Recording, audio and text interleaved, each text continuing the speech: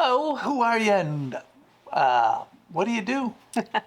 My name is Prartho Sereno, and I am a poet. I was a poet in the schools, working with kids for 23 years, just recently retired.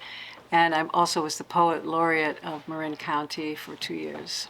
And so you're from where? California. I'm actually from Marin County, or San Anselmo, California, right over the Golden Gate Bridge.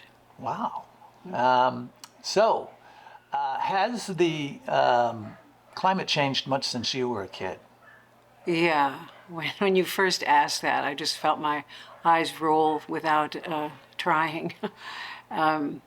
For one thing, even in India, I lived in India for many years, and the monsoon was a very regular occurrence. It was so regular, people said that they could predict the actual date of the monsoon, and then that started changing. Everything started to get less predictable. And certainly here in California, we went through incredible severe drought, wildflowers, fires, and now we've got this unprecedented flooding, and even back when I was a child, I lived in upstate New York, where we had lots of snow, and the climates were again more rhythmic somehow, and now they're just less predictable. They're just less.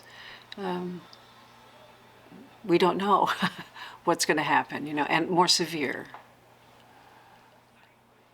And on an everyday basis, do you worry much about climate? Say on a scale of 1 to 10, how worried are you about climate? And 10 being the most concerned.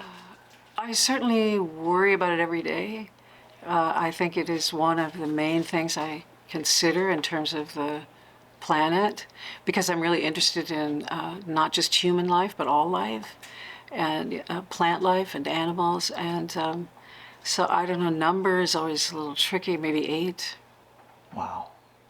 And finally, are you an optimist or a pessimist for the future of climate, and what can we do about it? That is the hardest one to answer, of course. I think about David Attenborough. I just 2 nights ago watched his show again, where he decided in his 90s to come out and create this new documentary about the planet and what he saw as changing. And he has a certain optimism, which is so amazing to me, that he feels, I keep hearing, every time I hear the news and someone is reporting from a group of scientists, they say it's not too late. In my heart, sometimes I feel it is, but I guess not, because somehow when I hear that, I go, okay, it's not too late. But I mean, I guess I'd have to put myself right in the middle, because I can fall both directions, really. I'm very worried, and yet this is such an amazing experiment that the planet has done to bring forth this, that we are. I mean, as a poet, that's what I do for my living. I appreciate the human experience and life itself, and it just feels too much to waste.